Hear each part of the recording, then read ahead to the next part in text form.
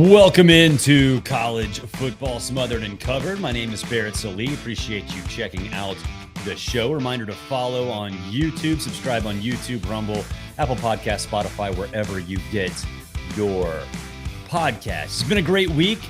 Why not have a weekend feast? Here's the best of the best from this week's college football smothered and covered. Let's pick the Final Four. Subject to many changes. Did I say many? There might be a lot of changes. All right, number one, Georgia. Occam's razor, right? Big fan of Occam's razor here on the show. The simplest solution is the right one. Georgia is absolutely loaded. There's no reason to think that they can't make the Final Four, and in my opinion, be the number one seed. They've got a quarterback in Carson Beck who, depending on where you look and depending on what time of the year, depending on what month it is either the Heisman Trophy favorite or second behind Quinn Ewers. Doesn't really matter. He's awesome. Quinn Ewers is Carson Beck is that dude. He is that dude. You go back and watch, and we talked to David Pollack on this show about a month ago, and he said, really, the only thing that Carson might need to worry about is if he has to take something off on those short and intermediate routes, because that dude throws lasers. I mean, they're coming in hot. They're coming in 100 miles an hour, like Spencer Strider used to throw before he is getting his Tommy John surgery. So he's going to have to do that a little bit. But that's okay. That's what spring practice is for. That's what fall camp is for. He only started 13 games last season. It's hard to get used to it in 13 games. You evolve. When you have an offseason as a young question starter, you get better. Ask Stetson Bennett about that. But I think the more important thing is Kirby Smart's ability to address, to diagnose issues on the roster and then properly address those issues on the roster. And he's done that this year. Obviously, Georgia's used to having, 4 running backs that they use in a rotation. They kind of got away from that last year. Injuries hurt them as well, and they were kind of scrambling at running back. A lot of those dudes are back, but Trevor Etienne is there. I don't want to hear about his suspension or potential suspension. I don't want to hear about his legal problems. Assuming he's there, whether it be against Clemson in the opener or after that, he's going to be one of the best running backs in the country, because let's be honest, he was a stud at Florida, and he got no help. And yes, I'm drinking water because I have a little bit of pollen sniffles. But the dude can play. And so you add him into the mix and you have a 1B and a 2 and a 3. That's going to be enough pressure taken off of Carson Beck to stretch the field. Now, how's he going to stretch the field? Well, Georgia loses some dudes. Specifically, A.D. Mitchell to Texas, or not A.D. Mitchell. They've lost a lot in terms of graduation. Kirby Smart recognized that was a problem. And, he's getting a couple of transfers back, and Dominic Lovett and and But are those dudes number one? No. Do they need to have options? Yes, especially after Brock Bowers left. You're still going to get Delp as a tight end, but you still need to have downfield options. He gets 4 transfer receivers who could contribute. 4. So he gives himself options. And I'm old enough to remember 2 years ago where Kirby was bragging, rightfully so, about winning a national championship with 0 players transferring in. That was a point of pride for him. Talk to him about it. It was a point of pride for him.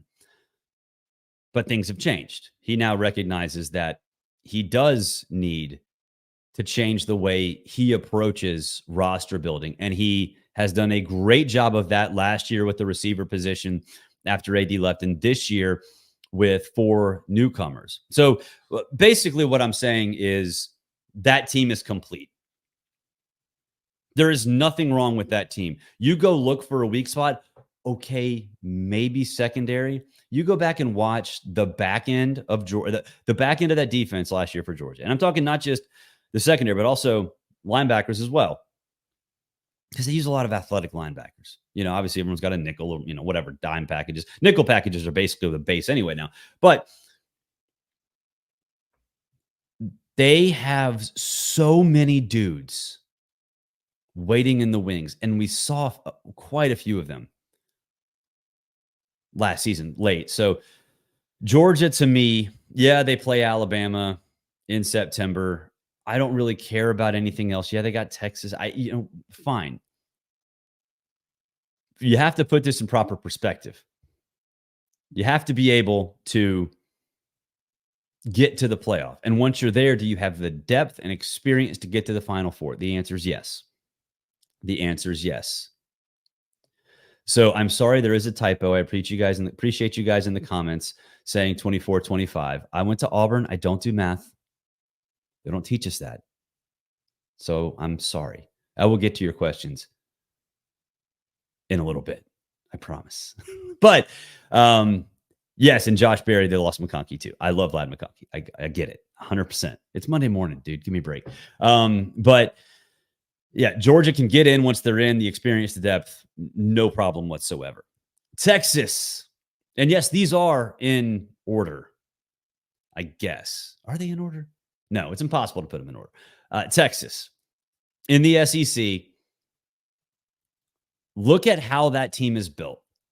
And I know people in our neck of the woods, and I live in SEC country, they're like, oh, Texas can't handle the SEC. They can't handle the grind and blah, blah, blah, blah. They went to the national semifinal last year, damn near beat Washington in the Sugar Bowl, had a chance, beat Alabama in week 2 in the trenches, which is how you win in the SEC. They get one of the top 2 quarterbacks returning. They get a transfer from Alabama and Isaiah Bond at receiver. They're loaded in the trenches yet again. Why not Texas? Why not? Okay, well, the schedule. That's the obvious next question, right? Oh, it's the schedule. Okay. Yes, playing Michigan and Georgia is a problem. Will they lose both of those? Probably not. Even if they do lose both of those, will they lose anywhere else? Probably not. That's good enough to get to the playoff. And again, like Georgia, what happens when you get to the playoff? You focus on your stars, you focus on your depth, and you focus on your experience. Does Texas check all those boxes? Yeah. Yeah. So knowing right now that we don't know the matchups, but you have to look at that team and say, yes, they are set up for success. They're set up for success in the SEC. Yes, Freudian slip. Sorry. Don't clip that one out. They're set up for success in the SEC. They've got the experience and they've got the dudes. What's not to like? What's not to like? TriStar in the comments. Texas will win the Southwest Conference. That is the Southeastern Conference, not SWC, SEC. Give you a pass on that. Missouri will win the Big 8. No, SEC. Georgia will win the SEC. They might. Penn State will win the Big East. Nope, they will not do that because that's not the Big East. Clemson will win the ACC. They actually are in that. Oregon will win the Pac-12. Nope, they're not there anymore. I love it, TriStar. We're here for jokes on a Monday morning. Boom, you got them. Love it. Let's go. Have some fun on a Monday morning. All right, now, going to take a lot of heat on this one, because this is the most polarizing team in the country every year, without question. TriStar, yes, you are joking. A lot of those teams aren't in those conferences. I'm going to go with God on this one. Notre Dame making the college football playoff. I'm a believer in Marcus Freeman. I really am.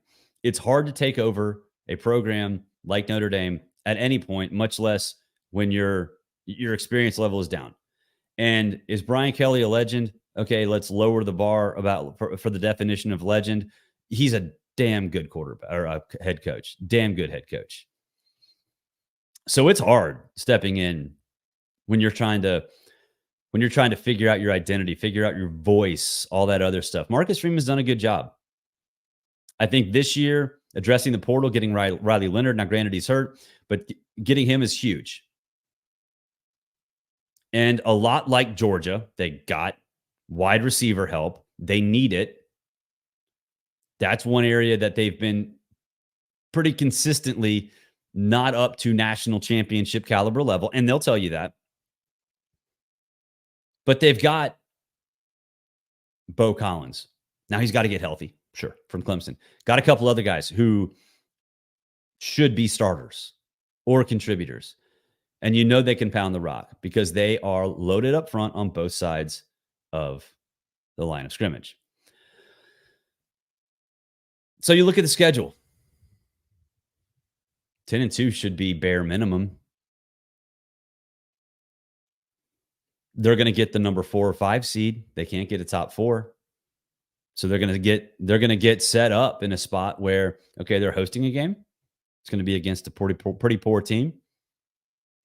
Then you're probably in a situation where, yeah, you might have a tough matchup, but not one of the toughest in the next round after the first 4 teams get buys. So can you make it? Yeah, they can make it. I don't see why not. You might have to spring one upset along the way, and that's okay. Do we know where it is? No. Are they going to be, in a situation where they have to beat a team that is 11-1? Sure, maybe. But here's the thing. The lower end of those top 4 teams are going to be conference champions, talking about an ACC champ and a Big 12 champ. So if Notre Dame has to go up against one of those in the second round, what's the problem? Why not? Why not Notre Dame? There you go. You shouldn't pick against Notre Dame. And all the Notre Dame hate is coming right at me. And I apologize. No, I don't apologize. It's okay. Notre Dame's not overrated. They're actually underrated most of the time in the preseason polls. Look it up. It's true. All right. Ohio State going in number 4. And the reason I put Ohio State at number 4 and not higher, which a lot of these teams, a lot of these people that do this sort of thing, whether it be way too early top 25s or whatever, have Ohio State higher. If you know this show, if you've watched this show, you know that I'm not the highest analyst on Will Howard. In fact, I don't think he should start at quarterback for Ohio State. We'll get to that in a second. What Ohio State does have is a loaded roster that have that unfinished business sort of mindset. JTT comes back. Ibuka comes back. They have guys who understand, hey, there should be more here. What does that sound like? Florida State last year. Now, granted, they didn't go to the playoff. They should have, but they were undefeated in the regular season, won the ACC. So whether they went to the playoff or not, they did everything they were supposed to do. Unfinished business. Okay, it wasn't a national championship. They did all they could. The players did all they could. Okay, they had that mindset. Georgia in 2021 had that mindset. Guess what they did? Won a national championship. Michigan last year had that mindset. Guess what they did? Won a national championship. All right. Ohio State has that mindset because there are a lot of people that could have gone to the pros and didn't. They came back because they want to win. They want to beat Michigan. They want to win a playoff game or 2 or 3. All right. They hit the transfer portal hard. Ryan Day did a great job. Obviously, Quinshon Judkins from Ole Miss, one of the best running backs in the country. Caleb Downs. We don't need to go through all this. You guys already know. If you're college football fans, you know those names. Fine. Now, why they're not number 1, number 2, or number 3 is because I don't know what Ryan Day is going to do at quarterback. I know what Ryan Day should do at quarterback, and that is start any one of those 4 guys other than Will Howard, right? Because I think those guys can win at an elite level. I don't think Will Howard can. The dude was not going to start at Kansas State. Avery Johnson beat him out. That's why he's at Ohio State. All right. Do I think Devin could beat him out? Should beat him out. Can he play better? Yes. Could Julian Sayin? Yes. Could Aaron Nolan? Yes. There are a bunch of dudes on that roster who are good enough to start and play at an elite level. Will Howard's not. So that is why I have Ohio State at number 4. Because I don't know if Ryan Day is going to do what I think he should do. But even if he does, even if he does what I don't think he should do, if he starts Will Howard at quarterback, he's going to change. He's going to recognize that, hey, you know what? This is not going to work. And he's going to make a change. That'll be good enough to get Ohio State in the playoff. Yeah, they might not be one of the top. In fact, I don't think they'd be one of the top 4 seeds going in. So they're going to have some work to do. But what do we talk about on this show? Depth, experience, high-end talent. High-end talent is there everywhere. Experience, okay, they're lacking a little bit, but this is a program that understands, hey, this is what it's like to win at an elite level, be at an elite level. And some of those guys played 2 years ago in the Peach Bowl. So, yeah, they have some experience. And so I think it's okay to assume that Ohio State is going to be outside of the top 4, but still capable of winning a national championship if Ryan Day starts somebody else other than Will Howard, or if Will Howard proves me wrong. It is that simple. One team that I did not put there is Alabama. You can buy an Alabama shirt. Milroe Magic is the one I'm showing right now on the screen. Some other breakingt.com/smothered and covered. Breakingt.com/smothered and covered. If you want to get this bad boy or anything else in terms of viral shirts, breakingt.com/smothered and covered. You can wear the moment. You can get a legacy shirt. Right now, I've got this Ronald Acuna. Why not Ronald? Hey, dude, hit a home run. Seriously. What's up with him? All right. Real quick before we get out of here, and yes, I know there's a typo in the headline. I'll fix it. Y'all stop yelling at me. TriStar again. One game to look forward to is Tennessee versus Oklahoma. Heupel's return to Norman. Yes, that is a good game to return to mark on your calendars. Fully on board with that. All right. Bama, just showed you a shirt. Bama, you're not in my top 4. Why? Because I don't know what you're going to be. I look at Alabama and I kind of want to look like I have a 8-month-old golden and a 9-year-old golden. And when they hear sounds, they kind of get that, what do you thought? What is that? That's kind of what I have in terms of reaction to Alabama. I don't know what you are. I know what you can be, and that's a national championship team. I know what you are right now, and you're not a national championship team. And that's okay. Because with all the upheaval, it's unfair for Alabama fans, Alabama boosters, to think that things won't change, right? It's a massive change. And on top of that, there's I wouldn't say a personnel disadvantage. Well, you know what? Yeah, it's a personnel disadvantage right this very moment. That roster is not capable of winning a national championship. 7 days from now, that might change when the portal window opens. But right now, on April 8th, why would you pick Alabama? Because you have no idea what this team's going to be. And again, that's okay. So Alabama, very simple logic. You're on the outside looking in. I still trust Jalen Milroe. I think he will be put in situations where his strengths will be emphasized. That's what Kalen DeBoer did last year with Michael Penix. Why not keep it up with Jalen Milroe, who can hit the deep pass over and over and over again? I think he'll use his legs more. Michael Penix was a little different because of the injuries. So if he can sling it all over the place, why change what's working, right? But I think Alabama's on the outside looking in for now. Same with Florida State. I just think with Florida State, sort of the same thing. You lose everybody.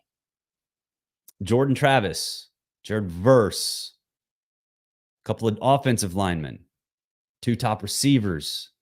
Why would you say Florida State will do anything right now? Why would you make a hard stance one way or the other right now? You can't. You can't.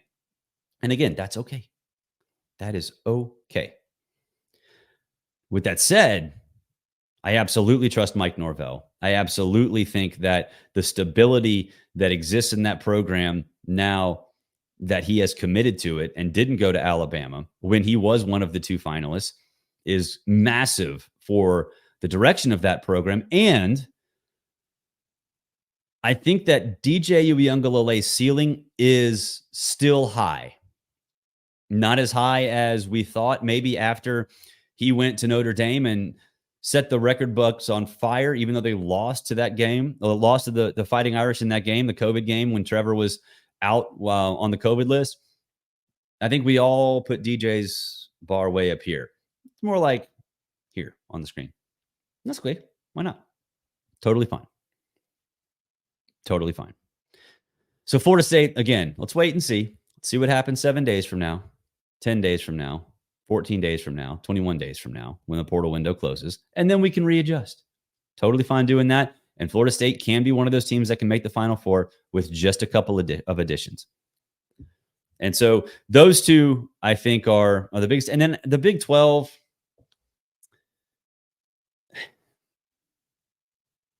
it's going to be the most interesting conference in college football this year because we don't know which team has the most upside. We don't know who's going to be the juggernaut. Could it be Utah? Could it be Oklahoma State? Sure, maybe. Could it be a chance for Arizona State to finally find the time? That's one of those teams I kind of want to shake and be like, why aren't you better? And my colleague at AJC, Justin Toscano, covers the Braves. He feels the same way as an Arizona State alum. He's just like, why can't this program be better?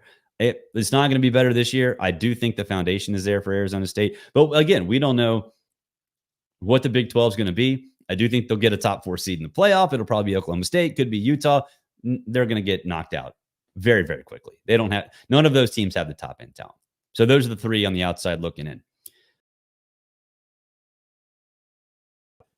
Joined now by a good friend, karaoke partner, an absolute baller on the Daily Wire. You know him from Crain and Company. He is Jake Crain.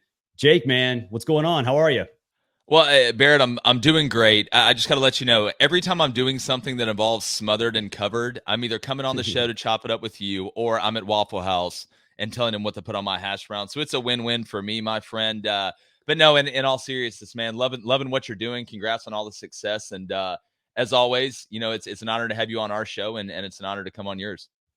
Well, I appreciate it. But here's the secret with Waffle House. Texas bacon cheesesteak platter. Everyone goes for the waffle. Pros go Texas bacon cheesesteak platter. Now, I add peppers to my hash browns. Do whatever you want, but definitely Smothered, Covered. You want to go chunked. You want to go whatever. But what is your go-to at Waffle House? I got to know. I mean, look, I hate to be, just the ordinary run-of-the-mill guy, country boy, but I go with the All-Star Special. It's solid. It's one of those. It is solid. Again, I'm from the if it ain't broke, don't fix it school. But I tell me that again. The Texas bacon cheesesteak platter. Is that what you said? Texas bacon cheesesteak platter. I love all those things. It will absolutely change your world. I mean, it will change your world. It is phenomenal. I'm going to have to go to Waffle House after this and get it, though. That sounds like a good change up. It's and now here's the thing with the All-Star. To me, it's like going to Chili's and getting a burger, right? You know what you're going to get. It's going to be solid. It's not the best burger you're ever going to have, but you know you're going to be completely satisfied and happy when you leave. Yeah, but sometimes you got to go on a quest. I mean, I'm with it. I'll go on that quest with you. I'll go exploring. I'll Christopher Columbus this thing. But no, man, I'm gonna seriously have to try that. It's solid. It's solid. All right, so let's talk some college football. I went to Auburn. You know Auburn very, very well. They had their spring game on Saturday.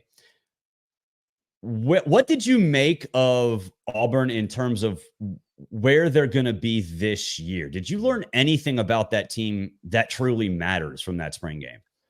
Well, look, spring games are important. I don't want to lower the importance level of a spring game, but the main thing you want to do is come out of it healthy. Obviously, yes. You don't want any big injuries. We always see a big injury, whether it be up front, whether it be at a skill position. South Carolina last year lost their left tackle during spring. So it seems like Auburn got through it relatively healthy. That's number one. Number two is you obviously want to see the new guys, the young guys playing in the stadium in front of, while it won't be the biggest crowd, it's kind of a game-like atmosphere for them. You prep it like a game. You see how they react, who can handle the moment, who may not be ready. And when their number gets called, who can make a play while everybody's watching. Some guys, and we all know this, especially if you played or coach, there's guys that are practice All-Americans. That's a real thing. But then they get in the game and they turn into Drew Barrymore from 51st Dates and just forget. Then you have other guys who may not be the best practice player, but all of a sudden those lights come on and they turn into Optimus Prime. So you kind of find maybe the new guys, it's good experience either way.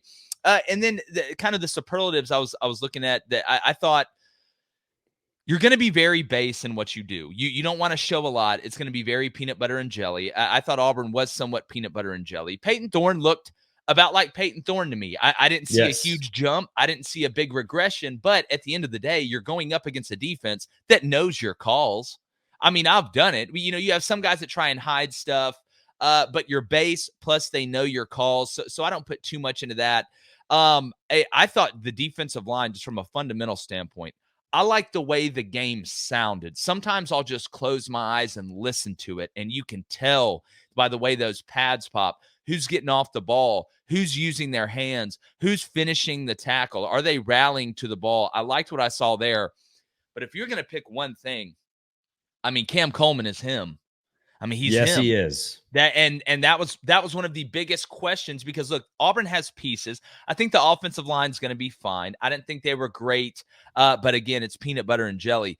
Watching Cam Coleman, whether it's against press, whether he's getting off coverage, watching him being able to recognize coverages, I thought, mid route, being able to run full speed and know what you're looking at. We know physically he can do it all, but he just looks different.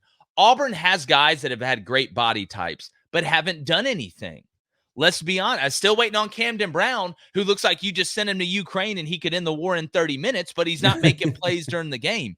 Cam Coleman, I think, along with some of these other young guys, I'm excited to see when they get here. Perry Thompson's a little raw, but Cam Coleman, I think, has a chance to maybe be what a lot of us thought he could be, even as a young guy. So I thought it was good. You were healthy. I give it a solid B. A solid there B. You go. I like it. I think that's about where I'd put it. Yeah, I agree. I think Auburn should be contractually obligated to have a Cam on roster all the time, kind of like a Lockett at Kansas State, because look, Cam, obviously Cam Newton, Cam Artis-Payne, Cam Coleman. I mean, generally speaking, those guys work out. But, to me, Jake, talking to people around Auburn, I mean, and you know this, and I know this, Auburn people are not patient at all, at all. And I think with Hugh Freeze, the consensus is, okay, you're not going to contend for the SEC this year, and that's fine. But in the history of Hugh Freeze as a college coach, you've had Bo Wallace, you've had Chad Kelly, you've had Malik Willis, right? None of those guys are very good quarterbacks. All of them were very good quarterbacks under Hugh Freeze. And you go back and watch Peyton Thorne and you're like, what the hell is this? Right? Yeah. Last year it was like, okay, one drive you'll look like a superstar and run 95 yards against Georgia and complete 4 or 5 passes. And the next one, you're throwing grounders like you're throwing grounders to Orlando Arcia at Truist Park. And to me, it's like, all right, it's not so much the result, it's what it looks like. Yeah. After watching that, do you think that Peyton Thorne, and this is going to lead to a different question later in the segment, is Peyton Thorne even capable of being Bo Wallace, being Chad Kelly, being Malik Willis? Well, look, I mean, Barrett, you know this. Football's it's the ultimate team sport. One guy, you can have Zach Edey and go out there in a basketball game, and he can win one for you. He can. In baseball, he didn't last night. Didn't last night, but I mean, you were facing basically, a team from Zeta Reticula 4, coached by the Dark Emperor, Dan Hurley. In baseball, you can have a guy go out there and throw a perfect game, and all you need is one run to score in an error, and you can win. You're a product of your environment. But I think the question becomes, and the way you're framing it, I agree with, can Peyton Thorne be good enough to go win you games that maybe you shouldn't be able to win? Or can he be good enough to not cost you the big games? And I think the jury's still out on that. I mean, he hasn't shown me any reason to say, wow, this guy has taken a Jason Campbell type step, because he's that old, Barrett. This guy's played a lot of snaps. This isn't some new car that you just took off the line that you're trying to go do donuts in the parking lot for the first time. This guy's taking high leverage, high pressure, meaningful snaps for a long time, whether it be at Michigan State in the Big Ten and now at Auburn, coming off a year last year where you're in some big time moments. And the questions are still the same. I don't think you can sit here and say, wow, I feel so amazingly better about Peyton Thorne, because I know he's a great teammate. I know he's a good leader. He wants to work hard. That's great. But at the end of the day, you've got to make the plays in the big games, make those throws that you have to have. And there were moments where he looked good last year.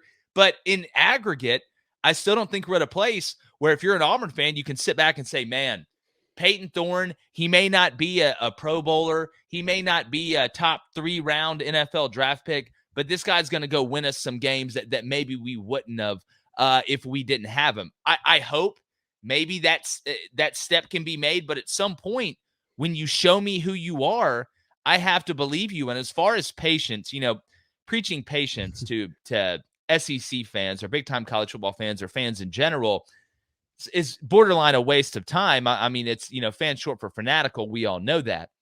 But I think this year, Auburn doesn't have to be the conversation. They need to be in the conversation. This feels like a year where you're still stockpiling talent. You look at the way that Auburn's recruiting right now. You want to keep that momentum going. Maybe you slip up, beat a couple teams that you're not supposed to. Is that Missouri on the road? Is that one of your rivalry games on the road? We'll see. But this feels like a bridge year to set up for the chance to make a run in 2025 where you get Bama and Georgia at home. You'll have another quarterback developed. You'll be older and bigger on the defensive line and stronger. That secondary will be older. Your young group of wide receivers that are really talented are going to be a year older and a year physically stronger. Now, having said that, I think there's a decent chance Auburn could start 5-0, including beating Oklahoma at home because it's Jackson Arnold, who I think has all the talent in the world, but this will be his first SEC road game. And that either typically goes one of two ways for young guys. But if Auburn starts 5-0, all that 2025 talk, even if they go lose to Georgia, which they probably will, on the road the next week, you're going to start to see that excitement level bubble to the top because Auburn will be ranked by then, maybe even in the top 15, which would be good. You want that chance to be in the spotlight. But this year it feels like you don't need to be the conversation. You need to be in the conversation. And then 2025, you bust in the middle of the conversation and start singing a cappella. Yeah, and honestly, I think that's possible with Oklahoma too, because I said on the show last week, I have no opinion of Jackson Arnold. I know in our business, we're supposed to have hot takes one way or the other. And my opinion on Jackson Arnold is, we'll see. He might be all right. Well, Barrett, it's not just him. And again, I mean, everybody out there listening, if you followed it, you know how this goes. I always say, if you're in a big time conference, right, and you have a brand new young starting quarterback, you've got to become a surfer, right? Yeah. You've got to ride the waves, the highs and the lows. You're going to see Nico at Tennessee with the same thing. Go around the rest of the conference. All these new young quarterbacks. Hey, whoa. Nico's winning the Heisman, the Masters, the World Cup. I think he's got a better chance than Joe Milton. You know, last year everybody was acting. I was sitting here telling people. Me and you were on that train from the beginning. It was that was insane. Barrett, I was amazed. And we see this every year. And I watch NFL scouts and GMs do this. They'll reach on a quarterback in the draft because he looks good throwing in his underwear and he can hit a golf cart at the Manning Passing Academy from 70 yards. You got to be able to throw a slant, dog. I'd rather you have the arm strength of Kellen Moore and be able to operate at that level than have one pitch and go out there and eventually, like we've seen with Joe Milton almost every year, and I know he's been hurt, you get your job taken. So I think Nico's ceiling is incredibly high. I'm talking about dining room of the Titanic high, but there's going to be highs and lows, and that's part of having a young quarterback. Oklahoma's going to be fine, but Jackson Arnold, he's going to wow you, and he's going to owl you. That's just how it works with a young quarterback in this league. There's no doubt. There's no doubt. So we're going to go up north, the defending national champion. You get to hang out with Michigan legend David Cohn every weekday on the Daily Wire on Crain and Company. It's a very interesting year with all the coaching turnover and obviously the folks leaving for the pros, whether it be McCarthy or Corum, whoever. They get Donovan Edwards back. I would say from a coaching standpoint, there's some assistants that are gone, but you know what you're going to get from Sharon Moore. At least what we saw last year, he was successful. In the 12-team playoff era, let's put it in that context. In the 12-team playoff era, where should Michigan be this year? And I think beyond, we all know they should contend for a national championship. But is this one of those years where it's like, all right, if you get to the playoff, cool. And things go beyond that, that's a bonus. Yeah. Well, look, you're never playing with house money, right, at Michigan, and now you've let the fans sip from the cup of champions, and they're going to want – you don't go eat filet mignon and then just settle for bad steak anymore. So you're still going to have that high expectation level. Obviously, you can hear my dogs. They obviously agree with me. Somebody pulled up. But when I look at Sharon Moore and this team, I always look at the personnel first because, Barrett, there's been great coaches that look like idiots because they didn't have good enough personnel. There's been bad coaches that look like geniuses because they just had better players than everybody. You hope to get a mixture of both. But I think with what Michigan lost, not only at quarterback, right, not only from a leadership standpoint with guys like Blake Corum and a couple of those guys on defense, even though the defense does return some pieces, it's up front on the offensive line. How far along are they going to be with the development of some of the younger guys after losing a big portion of really their heartbeat, which was that offensive line? I think if you're a Michigan fan, it's a wait and see approach with Sharon Moore this year, but you can't throw in the towel if they end up not making the playoff. And if they end up starting off really, really hot, you can't sit here and hold this team to the same standard as the team the year before because it's just different. And you're coming off a national title. I ask David this all the time. And, if you're an Auburn fan in 2010 going into 2011, you lost Cam Newton. You lost a big part of what won. So there's an understanding there. But with what I think Ohio State's going to do this year, it's obviously a massive year for Ryan Day. The Michigan fans are going to want to return on that and a comfortability return, right? I know Harbaugh's gone and these guys are gone, but we're still good. What I do like for Michigan down the stretch is stability is worth its weight in gold today in college football.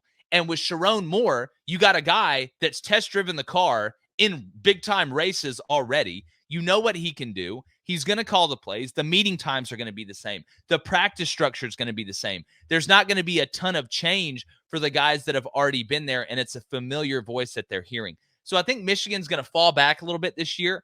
I try to hold my predictions until we get through fall camp. I need to know who's hurt. I mean, hell, who transferred? You know who's on the roster at this point. Yeah, I don't even know who's on the team, but I think it's going to be somewhat of a regression. I think if they make the playoff, it would be a very impressive coaching job, especially with who's coming in the Big Ten now this year. Agreed. With Oregon and the rest of those, UCLA and USC and Washington.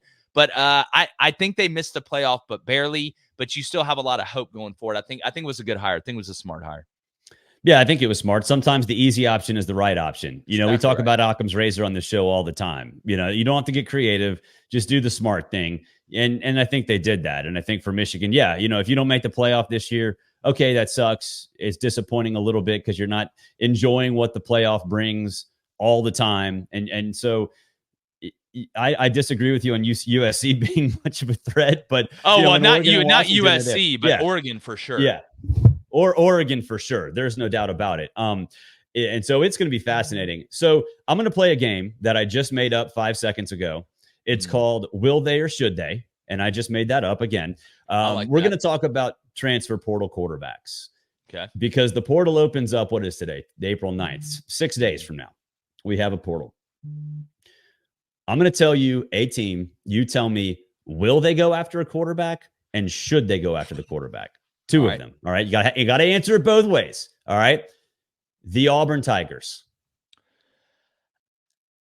I don't think they will because I don't think a made man is going to enter the portal that's good enough to usurp everybody. Because I don't think you're entering the portal after spring because it went great where you were. There's not a lot of guys that won the quarterback job in spring. Maybe at a lower level that a guy's really talented and there may be something out there where he could go and have a chance to move up and play and start. But I don't think the right guy will be there, so I don't think they will, and I don't think they should. You don't just go get a guy to go get a guy, unless it is just an absolutely unmitigated disaster. And while Auburn doesn't have the best quarterback room, I don't think they're at that lowest point where they need to, unless some golden arm miraculously ends up in the portal. I don't think they will, and I don't think they should. See, I think there will be a golden arm. I think there will be several golden arms. Really? I don't think this is going to be like last year where you had Tyler Buckner and Peyton Thorne. And, because I think last year, a lot of coaches, Hugh Freeze included, Nick Saban included, misdiagnosed how things were going to go. I think they thought that there would be more guys to choose from, a greater menu, so to speak. God, we're all over the food analogies in this show today. Yeah, well, I got another one for you here in a second. You're gonna love. But I think there might be a chance for a lot of teams to go get court, and part of that's the domino effect. I think from Saban too. Saban leaves, you have Washington, Arizona, South Alabama, Buffalo, like all those teams sort of trickle down from there. So I think there will be a lot of quarterbacks, certainly more action in this portal than there was last year in the spring portal window. Well, Bear, let me ask you this though. Okay. I'm not saying I don't think there'll be action, but I'm looking around at some of these teams. Who has a backup quarterback right now in their quarterback room that is just better than anything that Auburn has? Like now, I think you can supplement places. This is why I call this the Czech Cola. There's another food or drink analogy, the Czech Cola portal window area, because listen, Coca-Cola is not hopping in the portal after spring unless something crazy happens or a coach leaves or gets fired or there's a scandal. That's an anomaly.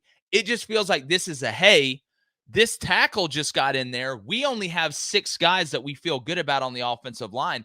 Let's go try and scoop this guy up to supplement us here, or maybe a tight end or a wide receiver. But, to your point, even last year, there's always those 1 to 2 surprises. And if that guy hops in, that'll change the calculus. But at this point, I feel like this portal window is again, the kind of the Czech Cola, which, listen, I love a Czech Cola. All right, I love Fago. I love Czech. I'm not too high class not to go down there and get some Czech Cola, but I'm going to use that to supplement my drink fridge in the garage. That's not going to be on the top shelf of what I'm pulling out of the fridge before dinner. I like that. I like that. The cola analogy is very good. Thank you, sir. Very good. You're doing well. We're following each other. We're like back and forth. It's like tennis or pickleball of food analogies here. It's beautiful. Dueling pianos. There you go. All right, let's go with Florida and Graham Mertz. Man, to be honest with you, I don't think they should touch it. I don't think they will, or I don't they think should. so either. Yeah, I think Graham Mertz, and listen, Florida has caught a lot of hell, and it's deserved, right? And I was just down there in Gainesville. We were doing an event, and people were asking what's wrong. I think it's not just that they've lost, because the expectation's so high in Florida. It's the way they've looked unorganized and lost. Having guys with the same jersey number out there on 4th and 4 against Utah. It's the top-down structure. It's the top-down structure. It's the organization, right? The procedural stuff, the sideline stuff. But I think Graham Mertz was one of the best surprises in college football last year. It fooled me, Barrett. It fooled me. Me too. Because watching him at Wisconsin, right, coming into Florida, I was like, listen, this guy is going to be average at best, mid, whatever the young kids are calling it. And I thought, for lack of the better term, he showed his ass in a good way. I thought he really handled himself well. Now, it's nice when you have Ricky Pearsall and some of these other guys that can go out here and make these Ripley believe it or not catches. But he wasn't afraid. He didn't back down. He stood in there and took the hits. And then you got a young guy in DJ Lagway that I think can learn from Graham Mertz. It is a great mentor for to have, because I think he's got a chance to be special. They were a top 50 offense, I believe, last year. I'm a lot more worried about Florida's defense, even with ETN leaving, than I am about the offense. So I think that's one of the very few areas where it's the drum set rule off Step Brothers. Don't touch it. Don't touch it. Why would you mess up something that you have a present and a future? I think Billy Napier should feel good about the quarterback room, but man, that's about it. See, I'm going to throw a curveball with you, and I think it's something that you might not have thought about. What if somebody else is so excited about Mertz, they lure him to their campus, and at the same time, Mertz feels pressure from DJ Lagway? Yeah. Well, now we're spinning the whole carousel. If that happens, Billy Napier needs to be fired. If you're the starting quarterback of Florida and you get lured to go somewhere else when you're the guy. Now listen, if DJ beats him in spring, different story. He's out. Different story. Because your time's running out, right? It's like that movie with, where it shows you how much time you have left to live or whatever. Like your time's running out, even though you can play 30 years in college now.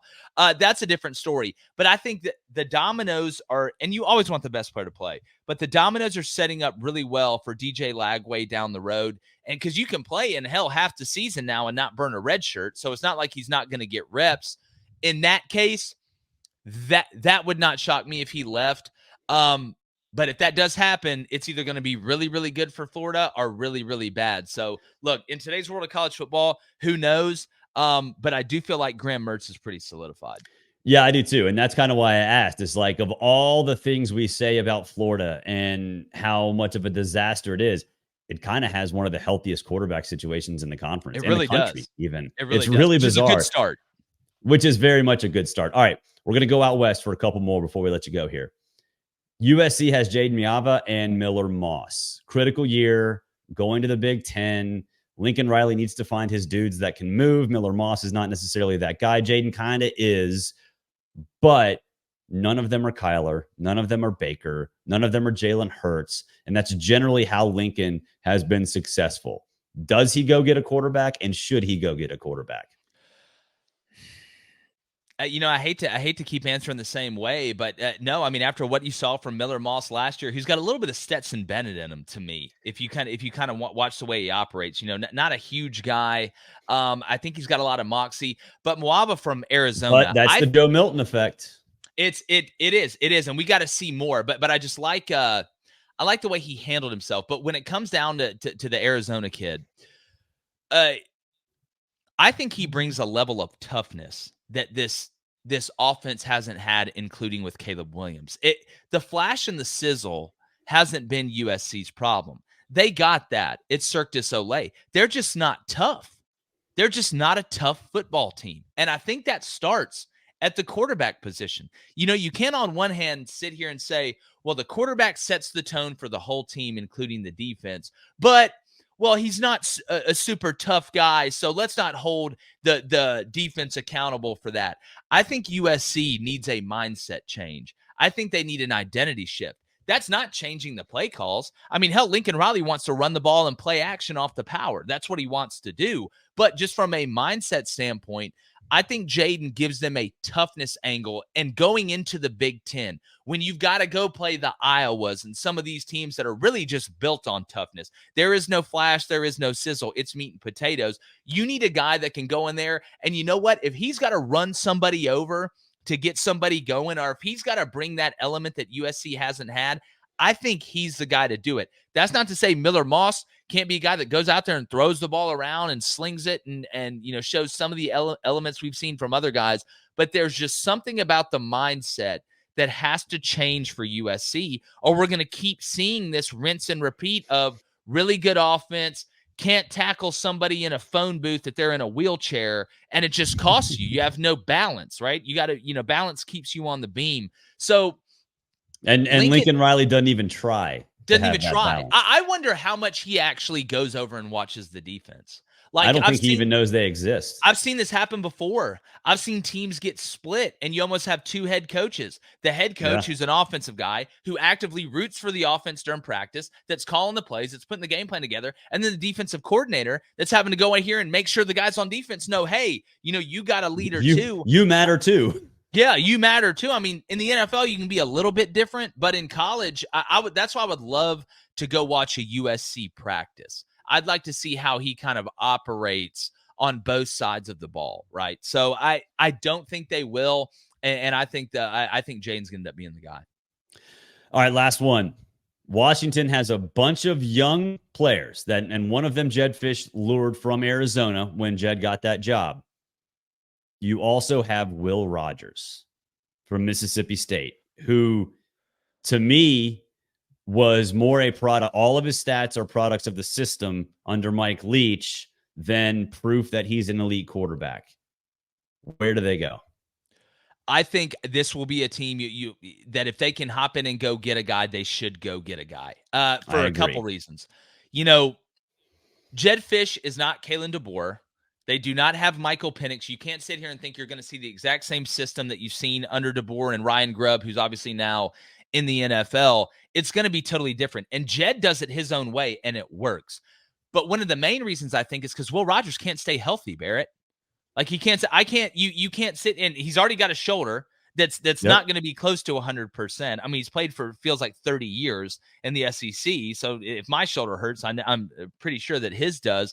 But I don't think mine makes three unique clicking sounds. Because I mean, literally, it sounds like opening a screen door every time I lift my arm up. But when I look at the health that I think that room has, and again, you lost, you know, the 6'6" kid transferred to Bama, which they're really excited about. So you don't have him waiting in the wings. I think you got to go jump in the portal and grab a guy if he's there. But again, Barrett, you can only get what the market bears, right? So do you go sign a guy just to say, hey, listen, we're worried that we don't have the numbers or the quality bodies in case this guy gets hurt? Then I can understand it. But if you go out there just to get another guy that's average, you're going to do nothing but create more problems in that room. So if out of all the teams you listed, I think Washington would be definitely at the top of the list to go get a quarterback out of the transfer portal, not only out of necessity, but out of if the market allows them to go get a guy that's better than they already have. 100% agree. 100% agree. And you're going into a Big Ten, you have to make a statement right now. Yeah. Right this very second, that last year was not an aberration. You are not a product of a lousy conference because the Pac-12 wasn't lousy, but the perception will be that it was down the road. Like 2 years from now, we're going to forget that they had quarterbacks all over the place in the Pac-12. We will only remember that it was the last year of the Pac-12. So I think it's imperative too for Washington. Well, not only that, Barrett, to add on the superlative, if you're Jedd Fisch, it's prison rules. I mean, you're taking over for a guy that left to go to a prettier girl. You got to walk in there and say, listen, it's not going to change. I'm going to punch the biggest guy day one. Like, this isn't here we go. We're just going to shrink to irrelevance now that because it was Kalen DeBoer. It wasn't Washington. Look, Washington think top 10 in the country on money spent on athletics. They're not messing around out there. So Jedd Fisch has something to prove. He took that job for a reason. And Washington fans feel like they got left at the altar a little bit. And sometimes you need a hero, man. It's 100% accurate. Jake, appreciate you hopping on. Let everyone know how they can follow you, how they can get you on the Daily Wire. Definitely. Well, I always love coming on and chopping it up with you, man. I'm about to head to Waffle House and get that Texas bacon cheese platter that you just brought up. I've been thinking about that the whole time. But yeah, look, whether it's YouTube, whether it's Apple Podcasts, Spotify, whether you watch or listen, we're at the Daily Wire too as well. It's Crain and Company, Crain and Company. We just live streamed the national championship game in basketball. We have a lot of fun. If you like Barrett, you're definitely going to like us. So, Barrett, I appreciate it, buddy, and really enjoy what you're doing. I appreciate you hopping on. Go watch Lady Ballers, everybody, too. Oh, yeah. Paid actor. Fantastic actor. Yeah, take that, Got Mom. a SAG card and everything. Jake, I know, right? Yeah, I can't believe I didn't win an Oscar, but that's all right. Not yet. Maybe you will. Not yet. I'm going to be Batman in 3 years. Remember I said that. Batman in 3 years. Jake, appreciate it. See you, buddy. That'll do it for this edition of the College Football Smothered and Covered Weekend Feast, the best of show from the week that was. Don't forget to give us a follow, YouTube, Rumble, Spotify, Apple Podcast, wherever you get your college football content. We'll be back for another full week of College Football Smothered and Covered next week. Until then, have a great weekend, everybody.